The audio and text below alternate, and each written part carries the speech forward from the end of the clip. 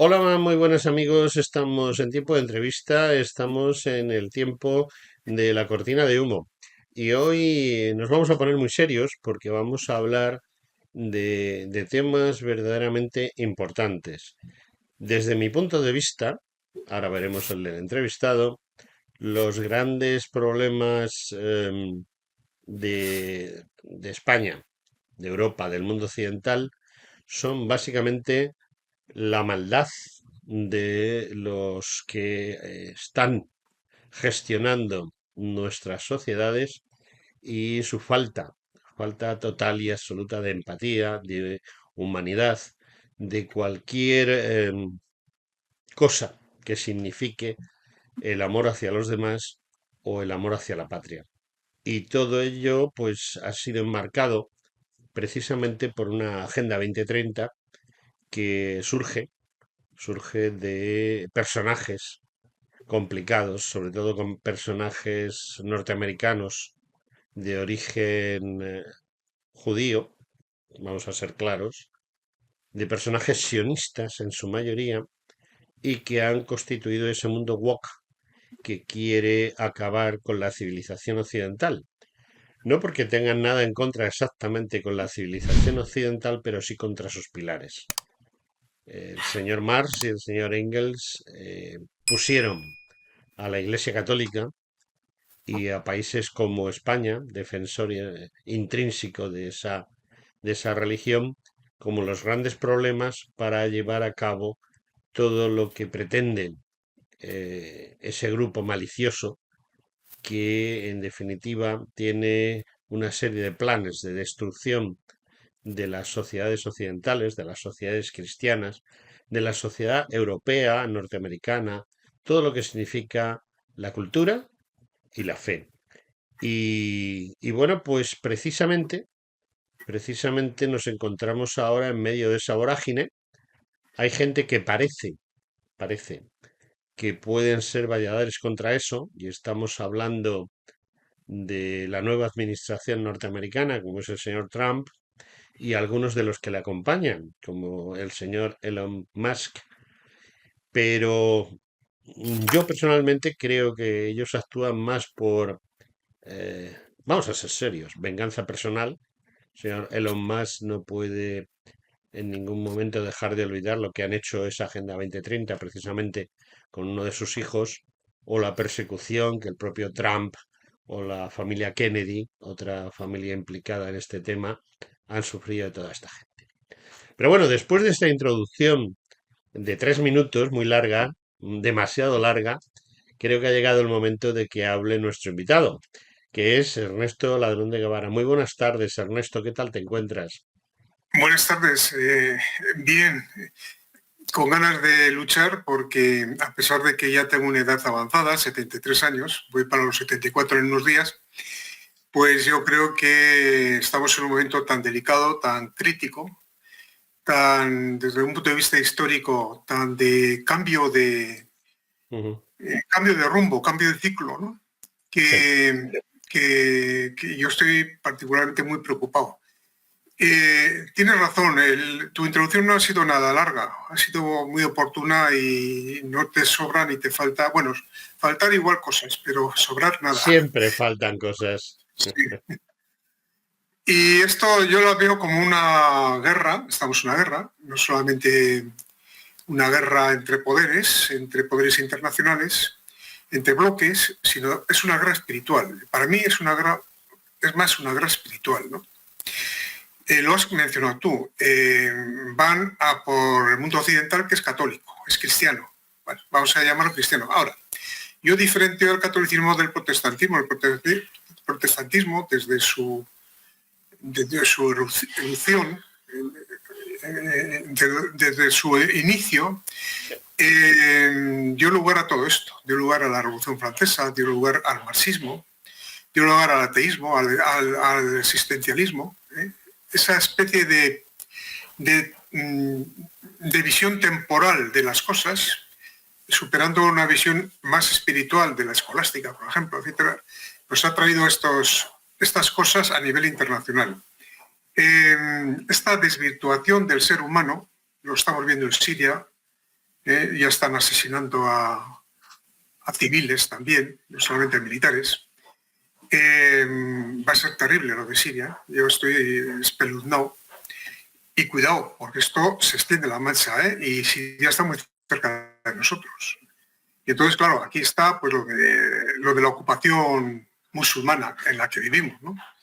No hemos aprendido de 800 años de historia de la Reconquista y ahora estamos otra vez siendo invadidos. O sea, se diga lo que se diga, lo que tenemos en ciernes es una invasión y veremos a ver Ceuta y Melilla y Canarias, que no están bajo la protección de la OTAN, a ver qué pasa. Porque como estos sinvergüenzas que tenemos, no hay otra forma de calificarles, muy dañinos y pues, no sé, tiene una psicopatología que les impide ser sensibles y ser conmoverse con el sufrimiento de sus propios compatriotas. Es decir, son la antítesis del patriotismo estos señores. Estos señores se someten a directrices externas y son verdaderos quintacolumnas de decisiones que hay sobre la Agenda 2030 en España, etcétera, etcétera, de la que deviene todos los conflictos que estamos viviendo, incluida la corrupción sistémica que tenemos. Yo lo veo así. Entonces, digo que es una lucha existencial espiritual, por cuanto que donde atacan más son las bases antropológicas, culturales, históricas de nuestra nación, y no hay más que ver cómo están destruyendo la sociedad para que nuestros jóvenes, nuestros nietos, en mi caso, no sepan absolutamente nada. Ayer tuve una conversación con mi nieto que tiene 10 años y yo no podía explicarle, no podía hacerle entender, no podía doblegarle en su visión metida a calzador desde el sistema educativo de que los españoles hicimos una masacre en España, en América, y que fuimos colonialistas y tal y cual. Yo le explicaba la misión de la evangelización en América, la importancia que tiene la evangelización, y claro, como en su ámbito familiar pues no son creyentes, pues se me da, ¿qué tiene que ver la evangelización, el cristianismo con lo que se hizo en América? Digo, por supuesto, es la base de todo. Es decir, si la acción generadora posible fue por la evangelización. Si no hubiera habido una misión cristiana, católica, con el mandato de Isabel la Católica, la Escuela de Salamanca, las leyes de Indias y tal, hubiera sido un desastre como en América del Norte. Hubieran hecho descalabros los españoles allí, igual que los ingleses en Norteamérica. Los ingleses eran protestantes, eran baptistas, eran evangelistas, eran, bueno, pues puritanos, los peores. Los puritanos fueron los que hicieron las masacres más gordas porque consideraban a los indios que no tenían alma, que no eran seres humanos, los consideraban así, y que lo lógico era exterminarlos como si fueran, pues no sé, coyotes o cualquier otro animal, ¿no? Y mi nieto no se rendía. No, pues eso no puede ser, porque el cristianismo no puede esa misión. Digo, sí, que si no lo hubiera posible haber sido la hispanidad, imposible. La hispanidad y el catolicismo, como Ramiro de Merto, eran un todo interrelacionado. Hispanidad, la monarquía, una monarquía católica, los Austrias, luego los Borbones lo destruyeron todo, por cierto, hasta hoy. Un desastre, los Borbones un desastre. La intromisión de las ideas ilustradas, bueno, tuve que explicar lo que era la revolución, el periodo posterior a la Revolución Francesa, la Ilustración Francesa, cómo desbarató todo, como decía Ramiro Meto, otra vez insisto en la cita, pues descalabró toda nuestra cosmovisión antropológica que venía de aquel hecho maravilloso que fue el siglo XVI y el XVII, y ya el XVIII en decadencia de ese espíritu, ¿no? Y cómo se destruyó aquella unidad y ahora estamos en la segunda destrucción, que es la destrucción de España por el mismo principio de ataque sistemático al catolicismo. Básicamente es eso. Masonería, etcétera, catolicismo, son visiones contrapuestas totalmente, porque no se ve al ser humano como un sujeto de dignidad y digno de ser protegido, sino se ve como instrumento, y en esas estamos. En esas estamos. Además, tú has pronunciado casi al final de tu discurso una palabra que es clave, que es el medio que están usando, que es la masonería. La masonería es, desde mi punto de vista, el ejército real de esta gente. No es un ejército que utilice pistolas, ni fusiles, ni aviones de combate, sino que utiliza básicamente las ideas apoyándose en una capacidad económica, logística y de influencias muy grande. La masonería, al igual que otras sectas, funcionan a base de yo te subo, tú me subes, y el yo me subo, tú me subes, yo te subo, tú me subes, así indefinidamente, crea un clientelismo, desde mi punto de vista, que es el arma fundamental por el cual la masonería y otras cosas, por ejemplo, esas religiones escindidas del cristianismo, como son el calvinismo, el baptismo, el anglicanismo, todas esas religiones que aprovechando una base cristiana tratan de destruir el propio cristianismo, y no hay nada más que ver la postura que mantuvieron pues el fundador, ¿eh? Ese clérigo que hasta sacó a una monja para casarse con ella, que hay que tener narices, o el otro que se dedicaba a matar gente porque sí, y me estoy refiriendo a Calvino, que para él eran enemigos cualquiera que tuviesen razones.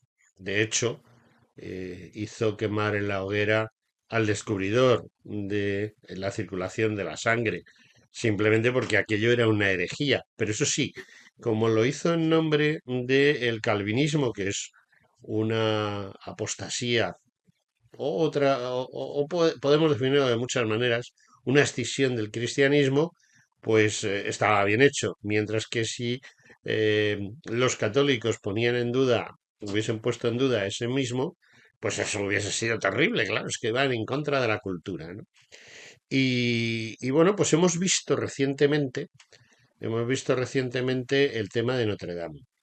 Eh, y me dirás, el tema de Notre Dame. Notre Dame es una catedral que accidentalmente se quemó por la estúpida acción de un musulmán. Eso sí, fue un accidente. Siempre que pasa, la cosa le pasa a los católicos es un accidente, y cuando les pasa a otros, pues es una agresión. Y no es nada más que un engranaje más en toda esta historia. Lo de Siria es una pieza más en el puzzle. La entrada indiscriminada de individuos de dudosa catadura, eh, eh, es decir, delincuentes, que es lo que procura Marruecos enviarnos. O sea, según salen de la cárcel, los envía para acá, que además, pues sí profesan muy seriamente la religión islámica, porque la diferencia entre la religión islámica y la religión cristiana, concretamente la católica, es que si tú eres musulmán y te desvías, pues te desvías del todo, porque el Islam sí puede eliminar a los discordantes, cosa que los católicos ni que se les ocurra, porque eso se llama Inquisición, ¿eh? Y aunque, eh, bueno, la Inquisición existió, sobre todo en la zona de los cristianos que no eran católicos, sino que habían huido, vamos a dejarlo en huido, del catolicismo, pero a quien le echa la culpa es a los católicos. Me hace gracia porque recientemente en un programa de radio ha hablado un eximio catedrático acerca de la cantidad de muertos ocasionados por la Inquisición, concretamente en América. Uno, uno. Es decir, porque la Inquisición se dedicaba únicamente a temas de religión. Y además la Inquisición solo podía actuar sobre personas que estaban previamente bautizadas y que habían actuado contra la religión católica. El resto de las cosas era cuestión de los tribunales civiles o militares o lo que fuera. Pero la Inquisición solo entraba en temas que iban en contra de la religión católica, bien de los propios católicos o bien de judíos conversos que no lo eran o de moriscos que también eran conversos pero tampoco lo eran, pero no iban en contra de los musulmanes o de los judíos que no habían renegado de su fe. Sin embargo, la Inquisición, que en España apenas mató 7.000 personas, dices 7.000, no, apenas mató mil y pico. Lo que pasa es que, como tú bien sabes, mataban en efigie. Es decir, alguien era condenado, si se arrepentía de sus pecados contra la Iglesia Católica, pues se le indultaba, pero había que matarle, como porque existía esa sentencia. Entonces se hacía un monigote que representaba al individuo y se quemaba el monigote, no al individuo. Con lo cual, después de pues 300 o 400 años de funcionamiento de la Inquisición, el número de personas que fueron ajusticiadas por ir en contra de la religión católica, pues es inferior, bueno, inferior, es como 40 veces inferior a las que murieron en la noche de San Bartolomé. Es decir, lo contrario, pero en Francia. Es decir, los protestantes o los que van de salvadores de la democracia y la libertad, en una noche matan a 40.000 personas, noche de San Bartolomé, y no pasa nada. Y bueno, no era este el tema por el que queríamos hablar nosotros, sino queríamos hablar de ese intrusismo que pretende destruir desde dentro Europa. Europa ha decidido suicidarse, vamos, los que dirigen Europa han decidido suicidarse y los intelectuales están ayudando. Y el más claro caso es el de Notre Dame. No sé si tú te fijaste en la casulla, por llamarlo de alguna manera. No era una Sí, casulla, pero bueno, vamos a llamarle casulla, que es el nombre más parecido a lo que llevaba ese individuo que va de arzobispo de París y que reabrió Notre Dame, que llevaba una colección de colores hartamente extraños, porque las casullas no son así de por vida, sino que es una cosa totalmente nueva y que después de las investigaciones pertinentes y haber consultado con personas que entienden del tema, pues hemos llegado a la conclusión de que representan los 5 colores básicos de la masonería. Es decir, el señor arzobispo de París llevaba una casulla masónica. La reconstrucción de la iglesia, que fue quemada accidentalmente por un musulmán, pero sin querer, pues parece un templo masónico. Vas detalle por detalle y es un templo masónico. Y todo lo que pasó allí es un ritual más masónico que católico. Es otra pata del banco junto con lo que tú hablabas de Siria. Yo he tenido contacto últimamente con gente relacionada con este tema de Siria, con gente muy relacionada con la lucha que existe en Siria, un país donde la segunda minoría, es decir, había una mayoría eh, chiita, digámoslo así, y luego casi estaban a la par los sunís y los católicos, pero ya no, porque esa nueva mayoría que hay ahora, financiada por Estados Unidos y por el régimen sionista, pues tiene como principal objetivo destruir a todos los católicos que hay en Siria y que no son uno o dos. Estamos hablando de cifras de más de 1 millón de personas, que es lo mismo que pretenden en España. Lo que pasa es que en España han conseguido hacerse con el poder de la enseñanza y con el poder del poder propio del Estado, que es mucho más fácil así destruir algo.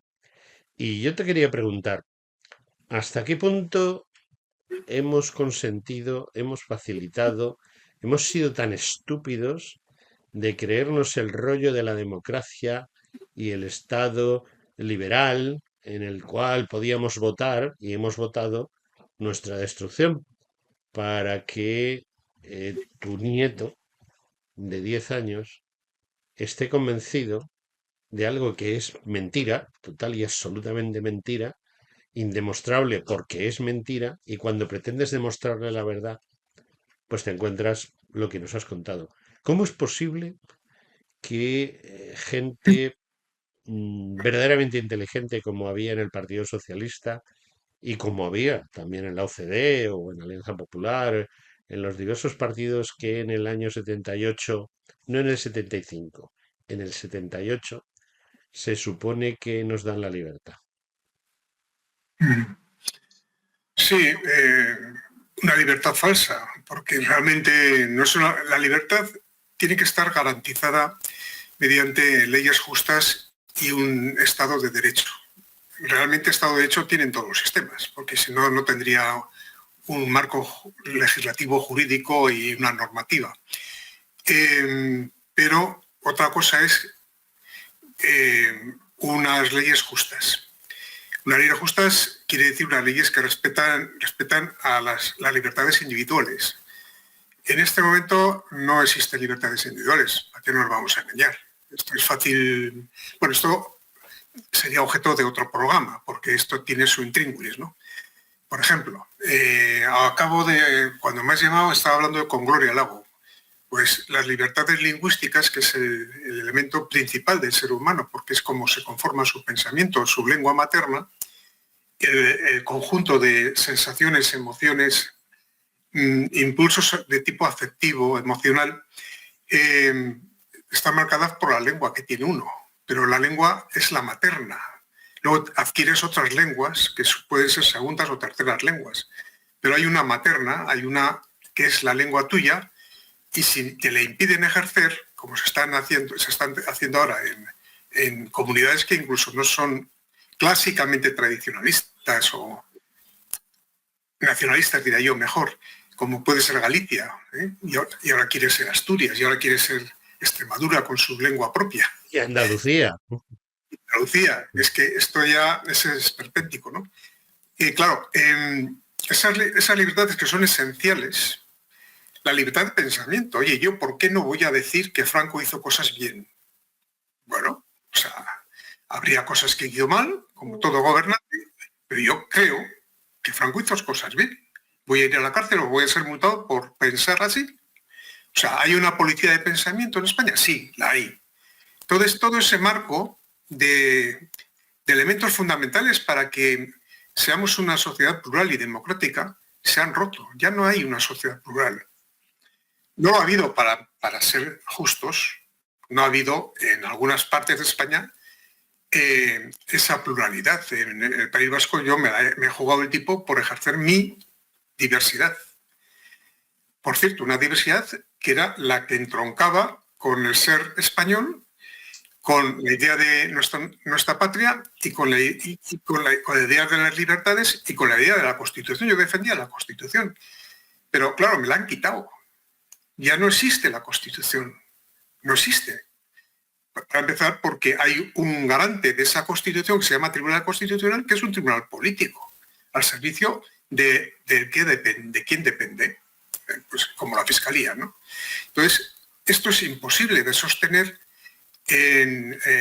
como un sistema constitucional y Estado de Derecho democrático y social.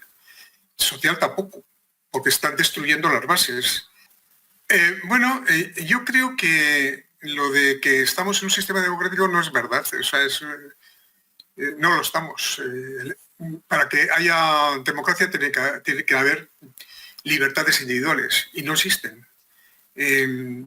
Una de las libertades es la libertad lingüística o la libertad de enseñanza o la libertad para educar a mis nietos o los padres a sus hijos de acuerdo a sus convicciones y de acuerdo a su lengua materna y de acuerdo a su cultura antropológica o de acuerdo a sus sentimientos patrios. Si alguien se siente español, no puede ejercer su españolidad en Cataluña ni en País Vasco. Y dentro de poco en Galicia tampoco. Bueno, si no es ya, etcétera, ¿no? Es decir, esas libertades individuales se ejercen por un marco jurídico estable y unas garantías constitucionales. No existen. El Tribunal Constitucional es un tribunal político. La división de poderes es inexistente en realidad. En la práctica es inexistente, porque uno se puede permitir ser delincuentes con toda frivolidad y con toda impunidad, y yo no me puedo permitir ser delincuente. Bueno, ni lo deseo, claro. Pero vamos, si yo pues cometo cualquier infracción, me viene o el fisco, o la policía, o el fiscal, que no es lo mismo que el fisco, y me da un sartenazo en mis derechos. Me llevas a la cárcel. En fin, como hay diferentes casos como ejemplos, pero no voy a entrar en enjuiciar las decisiones judiciales, porque entonces me pueden, precisamente lo que estoy diciendo, me puede venir Paco con la navaja y decir, usted ha cometido un delito, ¿por qué ha sojuzgado a las instituciones y a... Bueno, es lo que, por ejemplo, el juez presencia, que independientemente de que haya cometido alguna trapisonda de tipo económico, que eso sí que puede ser enjuiciable, por el hecho de poner en cuestión a las instituciones y de alguna manera descalificarlas, pues yo no creo que eso sea delito, por Dios. Entonces, ¿dónde está la democracia? Es decir, que, o no sé, otros. Entonces, no voy a entrar en el plan Royuela, etcétera, o en el expediente Royuela, esas cosas que, bueno, pues ahí están. Lo que hay que hacer es investigarlas, si es cierto o no, y si no, pues se le puede imputar a Royuela por decir que determinadas instancias del Estado español pues han cometido asesinatos, por ejemplo, premeditados, a través de personas interpuestas para acabar con personas. Bueno, eso es lo que dice el expediente Royuela, yo no, Bueno, pues, ¿por qué no se investiga? Y hay ciertas cosas que habría que dilucidar para saber si realmente estamos en una situación garantista desde el punto de vista del derecho. Habría que investigar si son ciertas o no, y en su caso, abrir líneas de investigación que no se abren. Es decir, no existe un Estado de Derecho en España. Realmente no existe democracia, pero yo creo que no ha existido desde el principio de la democracia. Y de eso podríamos hablar más extensamente. Pero claro, están pasando cosas gravísimas, lo de Valencia es gravísimo, que se tenía que abrir por la Fiscalía líneas de investigación. ¿Por qué se ha dejado abandonada a su suerte a la gente? ¿Qué ha pasado con la apertura de las presas? ¿Por qué ha habido inacción, puede ser premeditada o no, dolosa o no, por parte de la Confederación Hidrográfica del Ebro, o del Júcar, en este caso, perdón, no el Ebro, Júcar, o por pues incluso la presidencia del gobierno valenciano. Es decir que por la hay presidencia cosas... del gobierno nacional, porque Claro. aquí me parece que están implicados todos, o sea, cada uno a su Sí, sí. nivel. Y hay una cosa que está muy clara. Si la Confederación Hidrográfica del Júcar no ha hecho lo que tocaba, para eso está la comunidad autónoma y su presidente. Y si el presidente de la comunidad autónoma no hace lo que toca, para eso está el presidente de la nación. Si el presidente del Consejo de Ministros, el señor Sánchez, no toma las medidas adecuadas que la ley le otorga la posibilidad de hacerlo, eh, habrá una responsabilidad desde los que están por abajo, pero la responsabilidad última siempre es el que ocupa el cargo más alto. Por Y a mí supuesto. me da la ligera impresión, a mí me da la ligera impresión de que aquí se está siguiendo un plan de destrucción, que es la Agenda 2030 y de la que queríamos hablar hoy, ¿no? Sin duda, yo no tengo pruebas, pero oigo la opinión de ciertas personas que tienen para mí bastante credibilidad, porque lo que desarrollan en su visión de lo que ha pasado se ajusta mucho a la realidad, y por tanto vas casando piezas y dices, pues aquí hay cosas raras. Ha habido un congreso sobre las Smart City, que son algo así como lo que llamamos ciudades de los 15 minutos. Ha habido un congreso en Valencia no hace mucho.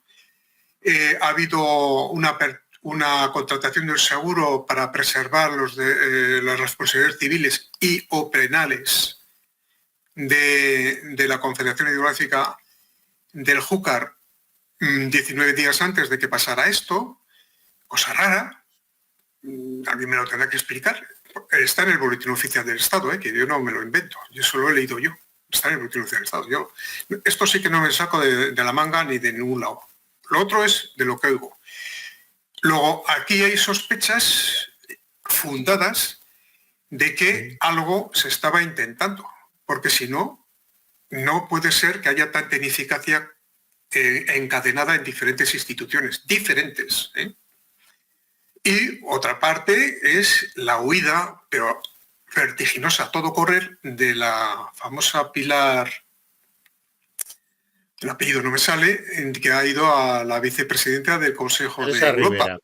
Teresa Rivera. Teresa Rivera. No, tú te querías referir a la portavoz o portacoz, no lo tengo muy claro, del desgobierno de esta nación, que es Pili Juerga, Pilar Alegría, que Bueno, cada vez que abre la boca Pili Juerga para explicar este tema, lo explica cada vez mejor. O sea, no, va a llegar un momento en que tú no vas a tener que demostrar ni denunciar nada, porque Pili Juerga es una especialista auténtica en meter la pata y en contar lo que no debe. Y lo cierto es que tenemos muy claro, eh, cualquiera que piense como tú, que sea una persona que utiliza la cabeza para pensar y para llegar a conclusiones, que aquí hay mucha tela que cortar y esa tela nos lleva siempre a lo que el señor Aldama llama el número uno, que es el propio presidente del gobierno, que en definitiva, perdón, presidente del Consejo de Ministros, porque España es una monarquía, no una república. Luego, el presidente del Consejo de Ministros muchas veces actúa de una manera un tanto extraña, es decir, nos encontramos con que da dinero a manos llenas a Marruecos o a Gaza o a cualquier otro sitio donde se han producido ciertos desastres que han perjudicado a la gente, y luego le niega el pan y la sal a sus propios compatriotas que están en el lodo. Bueno, están en el lodo, que en el fango, que es lo que le gusta al señor presidente hablar, ¿no? sí, sí. Sí, indudablemente todo diríamos, el polo supremo de todo este desajuste está en el presidente de gobierno, está claro. Su plan es desbaratar España. Esto es un plan también, lo de la confederación de las tierras de la península ibérica, que al final acabará llamándose así y se quitará la palabra España, eso estaba desde la transición en el proyecto del Partido Socialista, en los programas. La autodeterminación de los pueblos, o sea, aparecía por ahí, el derecho de cada pueblo español a definir su futuro. Eso estaba escrito. O sea, esto no es nuevo. O sea, pero este señor se lo ha tomado muy a pecho y va aceleradamente a una España confederal donde los lazos internos entre las partes del territorio español se reduzcan a la nada. Y lo que está haciendo ahora en Cataluña, pues cediendo la fiscalidad a Cataluña, pues es un verdadero disparate en un estado prácticamente de quiebra en el que estamos. Estamos en quiebra, nos sostienen con respiración asistida. Dentro de poco habrá un corralito, yo estoy convencido. Ojalá no, pero yo es que lo veo. Es que el dispendio económico, la corrupción y la falta de una pauta que permita hacer una gestión financiera, económica, presupuestaria y fiscal para el sostenimiento y continuidad de la capacidad de sostener el edificio de eso que llamábamos estado de bienestar, que ya está desapareciendo, pues llega incluso hasta la desaparición del Monfate, que ya están anunciándolo. O sea, colapsando el sistema, la seguridad social, si eso se produce. Es decir, que este señor no tiene una visión de Estado, nunca la ha tenido ni la tendrá, porque se conjura con los enemigos del Estado. Entonces, bueno, del Estado español, no de sus estados particulares, ¿no? Que tampoco lo son, porque es que son verdaderos mafias sectarias caciquiles las que todo lo que hacen lo hacen en virtud de unos intereses económicos particulares como los de Pujol, ¿no? O del partido de los negocios vascos, ¿no? O, en fin, claro, este individuo, Sánchez, pues a lo que está es a alimentar al monstruo, ¿eh? Y el monstruo pues acaba comiéndose lo que quede del Estado, si es que queda algo, del Si es Estado que queda español. algo, pero vamos, está claro que todo esto, eh, si conoces un poco la Agenda 2030, creo que es tu caso, la Agenda 2030 está perfectamente orientada a la destrucción de las diversas naciones de Europa, no solo de España. O sea, lo que pasa es que, claro, cada nación es diferente. No es lo mismo Francia o Alemania o Inglaterra, que, bueno, se ha salido de este negocio tratando de evitar la quema, porque quien ha decidido salirse, pues no creo que sea tonto. Ha provocado un Brexit. Ese Brexit ha sacado a Gran Bretaña de la destrucción generalizada de Europa, pero me da la ligera impresión de que a pesar de que se han salido del conjunto, siguen estando dentro de la vía por la cual circula el tren que nos va a atropellar a todos, ¿no? Yo lo que sí estoy observando, y cada día más, es, por ejemplo, lo que ha sucedido este fin de semana pasado, que ha sido esta reunión que han hecho en Santander, a la cual han acudido los diversos presidentes autonómicos y una serie de ministros nombrados por ese presidente del Consejo de Ministros, que no es precisamente, pues no sé, el más claro ejemplo de estadista para llevar un país. A mí lo que me preocupa es que el tema estrella, por ejemplo, y ahora vamos a entrar directamente en el tema que inicialmente queríamos para este programa, hay una serie de cuestiones que a mí me preocupan enormemente. Tú has empezado hablando de Siria y la destrucción de Siria a través de esa invasión islámica de la rama suní del islamismo. La gente desconoce que el Islam tiene problemas parecidos al cristianismo. O sea, en el cristianismo hay diversas facciones, los ortodoxos, los católicos, los reformados o protestantes, y en el Islam pues hay tres cuartos de lo mismo, por otros motivos y con otras formas, ¿no? Y entonces la religión suní, dentro del islamismo, lo que digamos la facción suní, pues ha entrado en Siria a saco para destruir Siria, eliminar toda oposición chiita, que digamos es otra facción religiosa islámica, y para eliminar a los pocos cristianos que quedaban, porque hubo un momento en que en Siria había más cristianos que musulmanes. Estamos hablando de años A, pero ciertamente los existían y los han ido eliminando, igual que ha pasado en Egipto y en otros países de la zona. Y aquí pues tenemos un problema muy serio, que es precisamente la invasión que se está produciendo. Concretamente este año, lo que llevamos de año, 44.000 y pico personas de raza negra y, o sea, subsaharianos en su mayoría, y luego elementos procedentes del Magreb, pues han invadido Canarias. Y en lugar de decir, oiga, aquí hay una frontera y no se cruza, como puede suceder, por ejemplo, en ese país tan malo que es Rusia, si tú tratas de entrar en Rusia ilegalmente, te vas a llevar una ráfaga de Kalashnikov. Eso está más claro que el agua. O en China, o en la India, en cualquier país que tiene visión de futuro.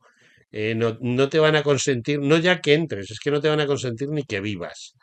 Mientras que aquí, pues las personas que viven en Paiporta se han quedado sin nada por esa riada inexplicable y de la que habría que pedir una serie de responsabilidades muy serias, incluso, no incluso, sino fundamentalmente penales y subsidiariamente civiles. Pues aquí llegan estos 44.000 y pico de momento a Canarias, no estamos hablando de Ceuta, Melilla, la costa de Andalucía, las Baleares, solo en Canarias, más de 44.000 en lo que llevamos de año, y los reciben la gente de la Cruz Roja ya no es lo que era, por desgracia, y bueno, pues los arropan con mantas y los quieren muchísimo y los meten en hoteles de 4 estrellas que pagamos tú y yo y los que nos están viendo y oyendo con sus impuestos. Por eso, a pesar de que ahora mismo em, el crecimiento este año de los impuestos es superior al 60%, o sea, se ha recaudado más de un 60% que otros años y sin embargo tenemos un déficit muy superior a lo que se ha recaudado. Es decir, ha recaudado mucho más y el déficit ha aumentado mucho más de lo que se ha recaudado, que es horrible. Y ahí entra un tema que es muy claro y es la invasión, que es de lo que yo quería hablar contigo. ¿A ti qué te parece esa invasión de gente que parece ser que huye de la guerra y en realidad no debiera de ser considerado adecuadamente porque son chicos jóvenes, son personas jóvenes, hombres fundamentalmente, muy pocas mujeres, muy pocos niños y los niños que vienen no son niños pequeños, sino niños ya en una edad prácticamente adulta y que traen el Islam y que se están introduciendo en España, en Francia y en otros países y que están creando futuros problemas muy serios para estos países y que entran dentro de esa Agenda 2030 y dentro de la Agenda 2030 en una cosa que se llama Plan Kalergi. ¿Tú qué opinas de todo esto que yo acabo de decir? Sí, yo opino que la Agenda 2030 plantea eh, un nuevo orden mundial. Es decir, el elemento fundamental de esa agenda es lograr un panteísmo religioso, es decir, donde las religiones desaparezcan en un magma. Yo no sé si el Papa Francisco está en eso, porque de sus palabras a veces yo pienso que hasta él piensa que debe haber un panteísmo universal, es decir, donde el catolicismo desaparezca en un magma, donde Sí, todos pero seamos Ernesto, ese panteísmo nos lo plantean a los cristianos, los pero cristianos, tú no a los islámicos. plantéale ese panteísmo a los yihadistas, a los sunís o a los chiitas y automáticamente te van a crucificar. O sea, no crucificar teóricamente, sino físicamente, ¿no?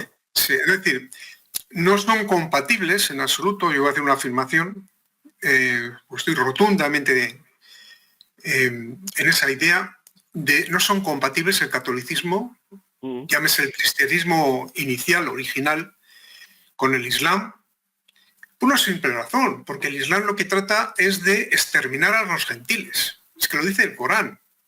¿eh? Dominar con la espada a los gentiles. ¿Quiénes son los gentiles? Los que no, Soy yo. no son musulmanes. O sea, lo que están haciendo en Siria, están liquidándolos he visto yo en algunos vídeos así una cadena de gente arrodillada y igual 50, 60, no sé cuántos habría. ¿eh? Pues eso es lo que se avecina. O sea, ¿para qué vamos a engañarnos? O sea, yo no quiero decir con esto que el mundo del Islam sea todo igual. O sea, hay gente que ejerciendo el Islam, pues son, digamos, respetan la pluralidad por el momento. Vamos a llamarlo así, ¿no? Pero claro, esta gente que está, por cierto, que está en Estados Unidos, en Washington, claro, a ellos no les llega el Islam. Les Está llegará. bueno, les llegará, sí, bueno, les llegó con las Torres Gemelas, o dicen que les llegó en las Torres Gemelas, qué sé yo.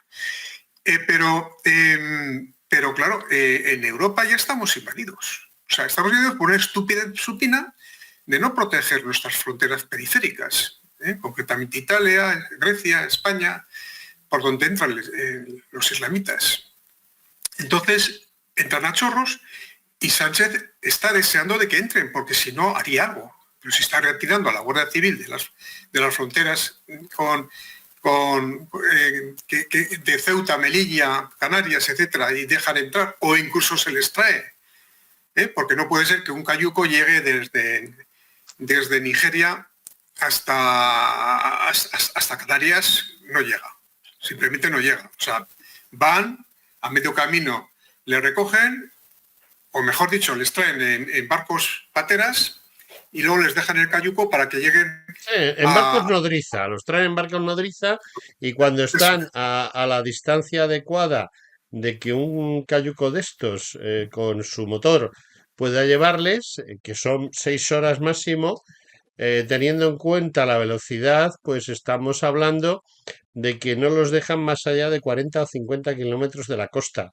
Y desde la isla del Hierro a Nigeria, a Ghana, a Senegal, no hay 40 o 50 kilómetros precisamente, sino muchísimos más. Ponle ceros al tema. Lo cual a Y mí me lleva al convencimiento de que eso está planificado. O sea, perfectamente yo no planificado. puedo Es un entenderlo de otra negocio. manera. Y además te digo yo, mi sospecha, Ujú. claro, evidentemente es una sospecha improbada, yo no puedo probarlo, pero cuando se tiene tanto interés en regularizar a 900.000, he dicho mil, sí, 900.000, he dicho bien. Sí. Es que cuando lo he dicho me Más los parecía que ya se demasiado. han regularizado. Bueno, pues eso, ya se ha regularizado. De forma express, a mí no me puede quitar nadie de la cabeza de que eso tiene una intención, vamos, porque no tiene ninguna lógica. O sea, para empezar, son gente que están irregular, que no tienen DNI ni se sabe de dónde vienen, porque ellos no lo declaran, ni de cómo se llaman ni de la edad que tienen, porque te dicen que tienen 15 años y luego resulta que tienen 21. Ya he tenido yo algún alumno de esos. ¿Eh? Yo 15 años, con esa estructura ósea, imposible. ¿Eh? Bueno, heredad militar, por cierto, mujeres pocas, niños pocos, mejor dicho, niños, los menas, de 14 y 15 años, que los dejan ahí, aquí, a 15 kilómetros de Vitoria, en una gasolinera y luego, pues al final hay que recogerlos y llevarlos. O sea, esto no puede responder más que a un plan.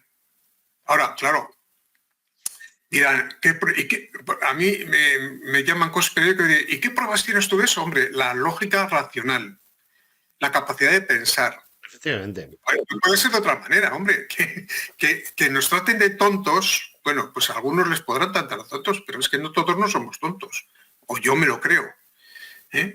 Yo no creo tonterías, pero esto no es una tontería. Entonces, tanto personal que venga, casi invitándoles a venir. Es más, incluso llegaron a decir en algunos momentos de que sí, que necesitamos más gente, porque aquí se necesita personal para el sistema económico.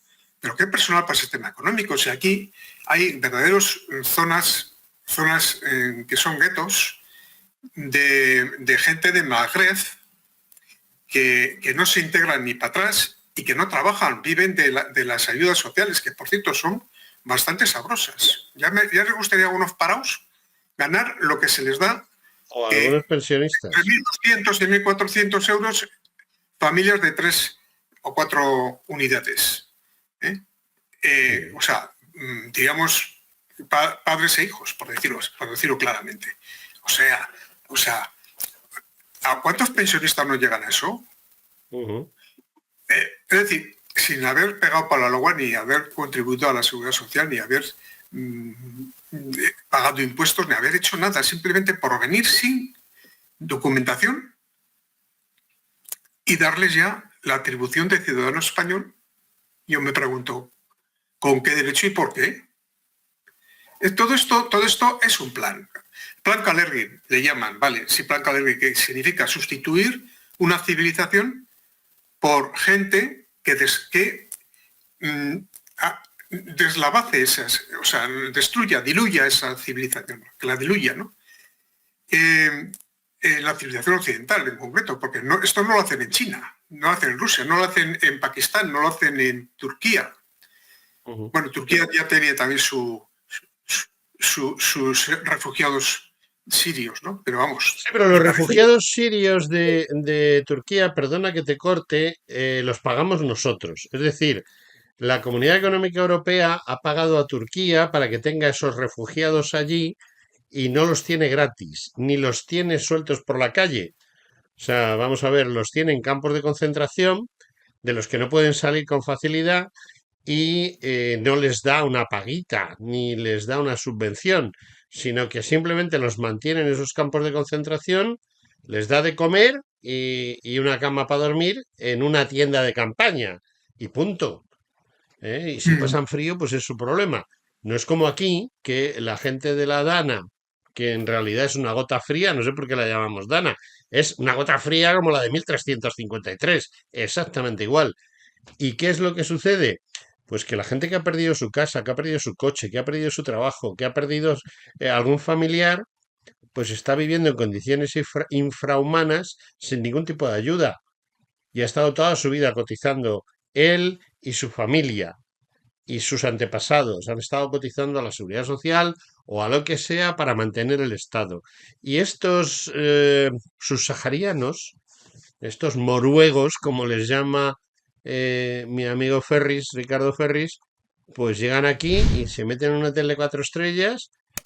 Tienen cama en un hotel de 4 estrellas, comida en un hotel de 4 estrellas, diversión en un hotel de 4 estrellas, y encima se les da dinero, porque claro, si no tienen dinero pues para sus necesidades, pues se pueden convertir en delincuentes. Si son delincuentes antes de venir, ¿contra cómo se van a convertir?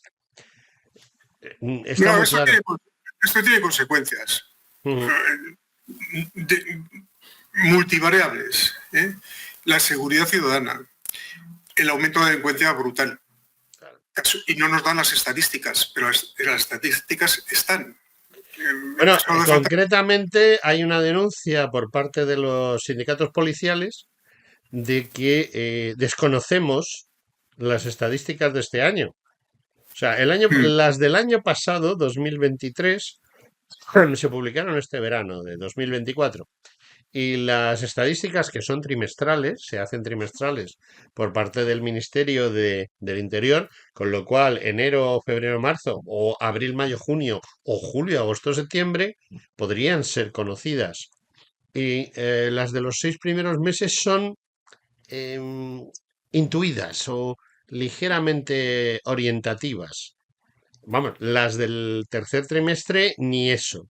¿Por qué? Pues porque están disparadas, porque son insoportables para cualquier situación.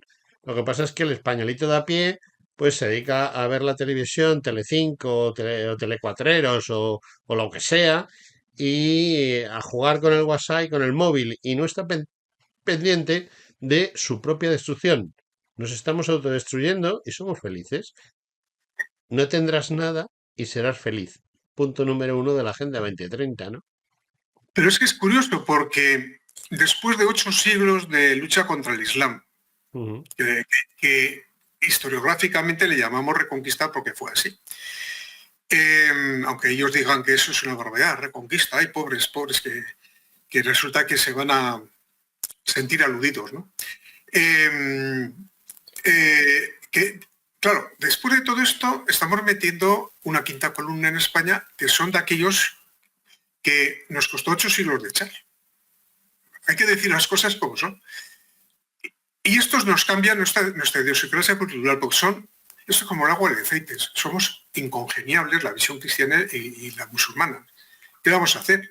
Pero no es culpa de los cristianos, es culpa de ellos, porque ellos lo que buscan es la extinción de la visión cristiana de la vida. Querido amigo Ernesto, por desgracia tenemos el problema de siempre, nos hemos quedado sin tiempo y quería agradecerte tu comparecencia, tus grandes ideas, el tratar de abrirnos los ojos.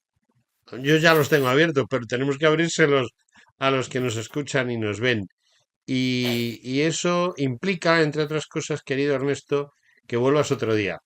Lo primero, darte las gracias. Y lo segundo, emplazarte para la semana que viene que hagamos otra sesión. ¿Estamos de acuerdo, Ernesto Ladrón de Guevara? Exactamente, sí. O sea, estoy de Muy bien, estupendo. pues queridos amigos, despedimos aquí esta entrevista. Bueno, no entrevista, diálogo entre Ernesto Ladrón de Guevara y un servidor. Y bueno, pues a la semana que viene, más. Ernesto, gracias. Adiós. A ti, adiós. Hasta luego.